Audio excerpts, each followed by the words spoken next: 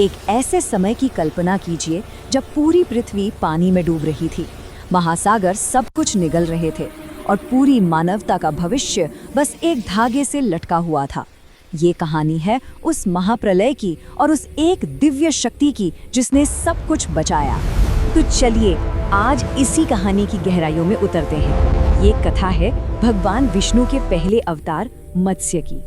एक ऐसी कहानी जो हमें दिखाती है कि कैसे पूरे ब्रह्मांड को बचाने के लिए दिव्यता को एक छोटी सी नन्ही सी मछली का रूप लेना पड़ा था।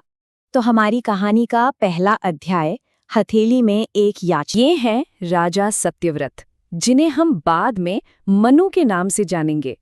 उनका धर्म के प्रति आचरण और करुणा से भरा दिल ही इस पूरी महान कथा की असल नींव है।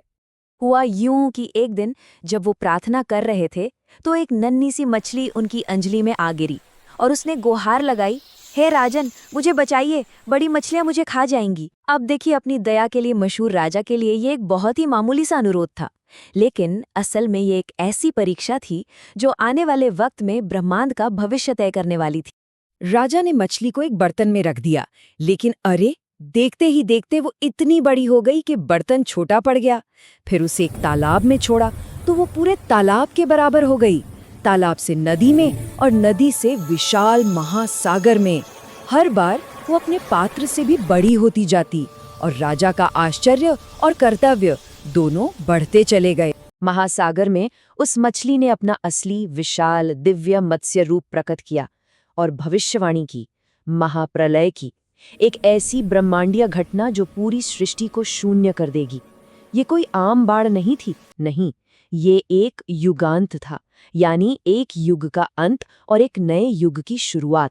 उन्होंने चेतावनी दी, सिर्फ 7 दिन, ठीक 7 दिनों में ये पूरी दुनिया पानी में समा जाएगी। ये समय सीमा आने वाले विनाश की गंभीरता को और निर्देशों को तुरंत मानने की जरूरत को साफ साफ दिखाती है। तो सत्यव्रत को जो निर्देश दिए गए वो सिर्फ कुछ लोगों को बचाने के लिए नहीं थे, नहीं, उन्हें तो सृष्टि के सार को बचाना था। जीवन के बीज, सप्तऋषियों के रूप में ज्ञान और धर्म की नींव, सब कुछ।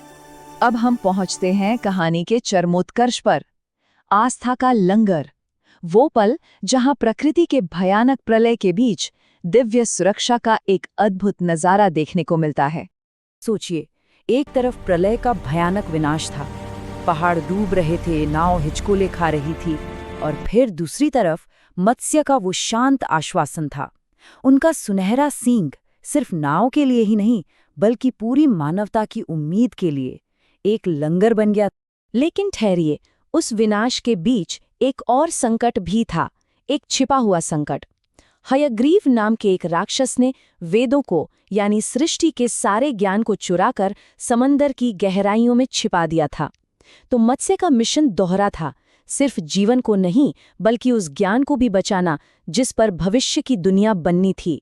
और इसलिए उन्होंने हयग्रीव का वध किया और वेदों को वापस हासिल किया। और ये बात बहुत महत्वपूर्ण है, जीवन का होना और ज्ञान का होना, ये दोनों एक दूसरे से गहराई से जुड़े हैं। ज्ञान के बिना एक नए दुनिया की नींव हमेशा अधूरी ही रहती। तो अब प्रलय के बाद माहौल में शांति है, उम्मीद है। यहाँ हम उस ब्रह्मांडीय बाढ़ के बाद की दुनिया को देखेंगे और एक नए युग की शुरुआत को महसूस करेंगे। धीरे धीरे पानी कम होने लगा और पृथ्वी फिर से प्रकट हुई। सत्यव्रत अब सिर्फ एक राजा नहीं थे, वो बने मनु, आने वाली पूरी मानव जाति के जनक। और सप्तऋषियों ने नए युग के लिए ज्ञान के संरक्षक की जिम्मेदारी संभाली। तो इस तरह नई दुनिया की नींव 3 मजबूत स्तंभों पर रखी गई, मानवता जिसका नेतृत्व मनु ने किया, ज्ञान जिसके रक्षक सप्तर्षि बने, और जीवन जो पृथ्वी पर एक बार फिर से खिल उठा। ये विचार इस कहानी का पूरा सार बता देता है ना? ये हमें दिव्यता और शक्ति की असली प्रकृति के बारे में सोचने पर मजबूर करता है कि कभी-कभी सबसे बड़ी शक्ति सबसे सरल, सबसे छोटे रूप में ही सामने आती है। और आखिर में ये कहानी हमारे लिए एक सवाल छोड़ जाती है, क्या इस प्राचीन कथा में पर्यावरण संतुलन, ज्ञान के संरक्षण और विनम्रता जैसे विषय आज की दुनिया के लिए भी कोई गहरा संदेश छिपाए हुए हैं? ये विचार करने योग्य। Chika, thanks for watching. अगर आपको ऐसी सच्ची, गहरी और इतिहास से जुड़ी कहानियां पसंद आती हैं, तो वीडियो को लाइक करें, चैनल को सब्सक्राइब करें और ऐसी ही और डॉक्यूमेंट्रीज के लिए हमारे साथ जुड़े रहें। नीचे कमेंट्स में अपना पसंदीदा हीरो या टॉपिक जरूर बताइए। हम उस पर अगला वीडियो जरूर बनाएंगे।